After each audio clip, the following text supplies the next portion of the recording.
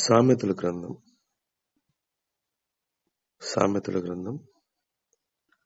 మొదటి అధ్యాయం 33వ వచనం. సామెతల గ్రంథం మొదటి అధ్యాయం 33వ వచనం. నా ఉపదేశమును అంగీకరించువాడు సురక్షితముగా నివసించును. నా ఉపదేశము అంగీకరించువాడు సురక్షితముగా నివసించును.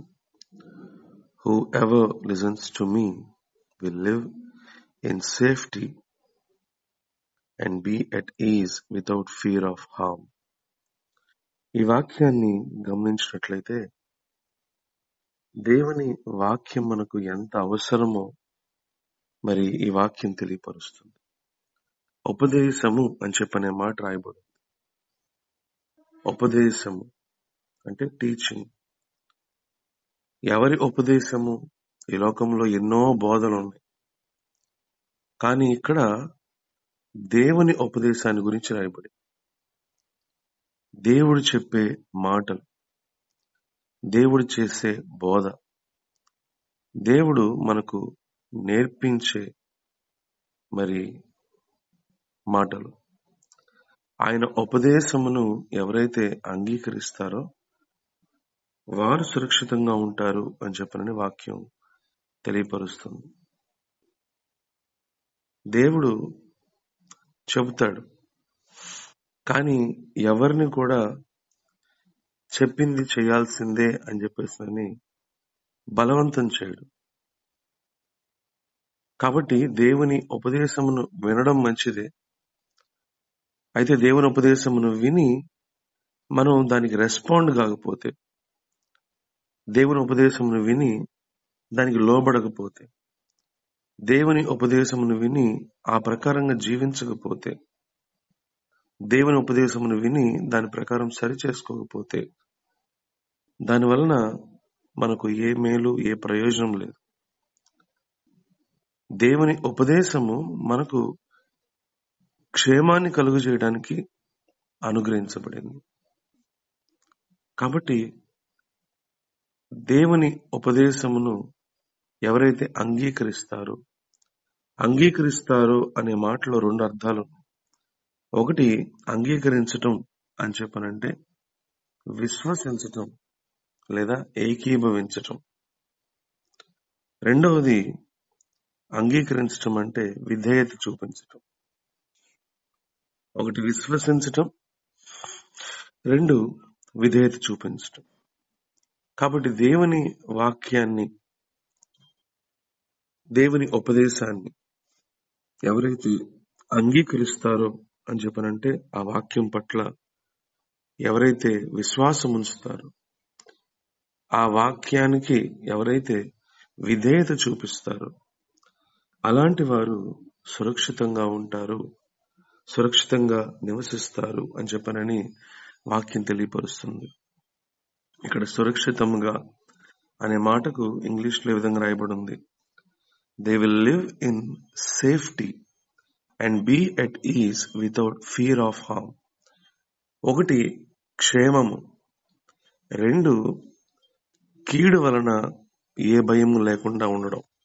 హల్లెలూయా. ఈ లోకంలో మరి సేఫ్టీ అనేది ఎక్కడుంది? ఈ లోకంలో క్షేమం అనేది ఎక్కడుంది? ఎక్కడ చూసినా భయము, ఎప్పుడు ఏం జరుగుతుందో అనే భయం.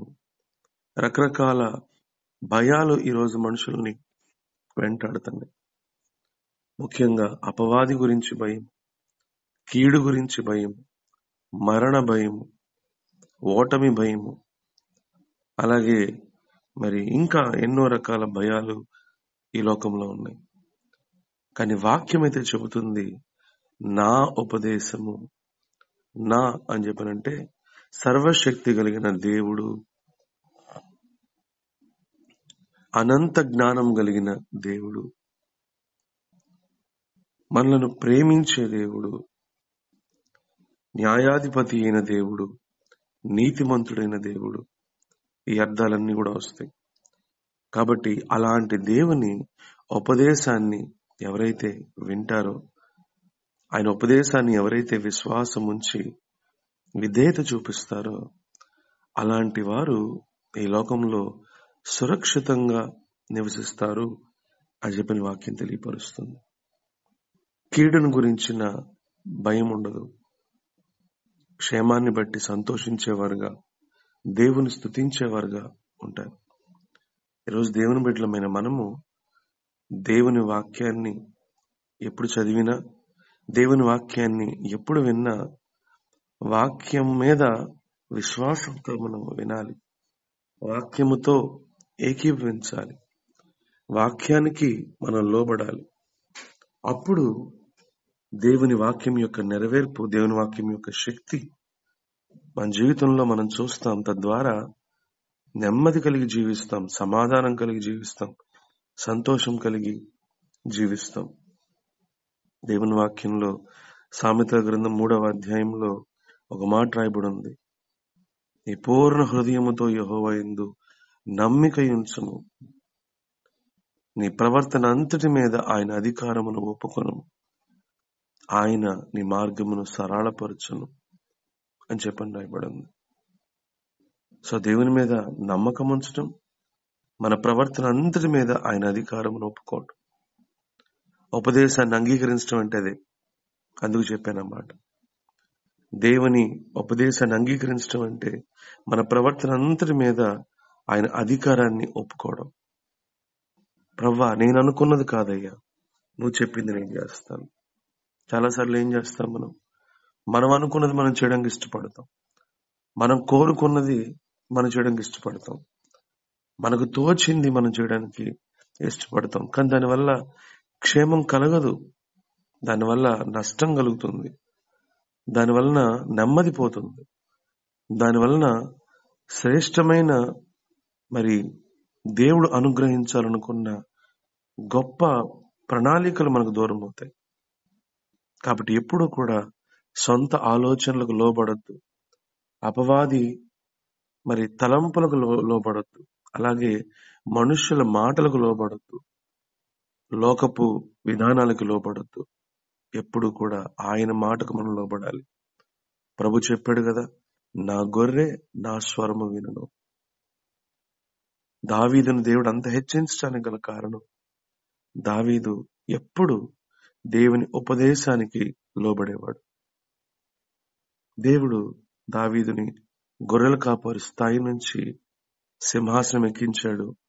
సింహాసనం ఎక్కించిన తర్వాత కూడా యుద్ధాలు, ఘనమైన కార్యాలు చేయడానికి దేవుడు సహాయం చేశాడు. మరోపక్క సౌలనే రాజు కూడా ఉన్నాడు.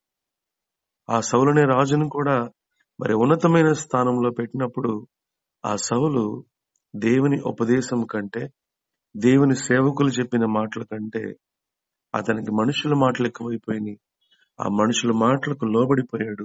ఆ మనుషుల మాటలను బట్టి దేవుని మాటను కూడా పక్కన పెట్టేశాడు. తద్వారా ఆ సింహాసనాన్ని కోల్పోయాడు, తన భవిష్యత్తును కూడా కోల్పోయాడు. చూసారా, ఈ 2 ఎగ్జాంపుల్స్ లో ఒకళ్ళేమో సమస్తాన్ని పోగొట్టుకున్నారు, సర్వనాశనం అయిపోయారు. మరొకళ్ళేమో ఎంతో ఉన్నతంగా ఆశీర్వదించబడ్డారు, దేవుని వలన హెచ్చించబడ్డారు, దేవుణ్ణి ఘనపరచగలిగారు. కాబట్టి ఈరోజు దేవుని మాటలు వింటున్న మనము దేవుని మాట మీద విశ్వాసం ఉంచుదాం, దేవుని మాటకు లోబడదాం, దేవుని మాట ప్రకారం జీవిద్దాం. తద్వారా క్షేమంగా, సంతోషంగా బ్రతుకుదాం. అటువంటి కృప దేవుడు మనకు అనుగ్రహించును గాక. ఆమేన్. ప్రార్థన చేసుకుందాం. మహాపరిశుద్ధుడా, ఎంతో సూటిగా స్పష్టంగా మాతో మాట్లాడారు. మీ ఉపదేశం మాకు ఎంత అవసరమో ప్రభువా మీరు మాకు తెలియపరిచారు. మీ మాటలు వింటున్న మేము బహు జాగ్రత్త కలిగి మీ స్వరం వినడానికి మాకు సహాయం చేయండి. మీ స్వరానికి లోబట్టడానికి మాకు సహాయం చేయండి. మీ స్వరం ప్రకారం మేము జీవించడానికి మాకు సహాయం చేయండి. ఈ రోజంతట్లో కూడా ప్రభా మీ క్షేమము, దేవా మీ కాపుదల, మీ కృప మాకు మెండుగా దయచేయండి. ప్రతి కీడు నుండి మమ్మల్ని తప్పించండి, అపవాద తంత్రముల నుండి మమ్మల్ని తప్పించండి. దేవా, మీ బిడ్డలు చేసిన ప్రార్థనలు మీరు విన్నారని, జవాబు దయచేస్తారని నమ్ముతున్నాం. అంతం వరకు నమ్మకంగా ఉండటానికి మాకు సహాయంను, శక్తిని, కృపను అనుగ్రహించమని యేసు నామములో అడిగి వేడుకొని ప్రార్థిస్తున్నాం తండ్రి. ఆమేన్. మన తండ్రి అయిన దేవుని యొక్క ప్రేమ, కుమారుడైన యేసుక్రీస్తు కృప, పరిశుద్ధాత్మని యొక్క అన్యోన్య సహవాసం ఇప్పుడు ఎల్లప్పుడు సదాకాలం మనందరికీ తోడై ఉండి మనం బలపరిచి ఆయన మహిమార్థమై సాక్షార్థమై జీవించినట్లు ప్రభు మనకు సహాయం చేయను గాక. ఆమేన్. God bless you.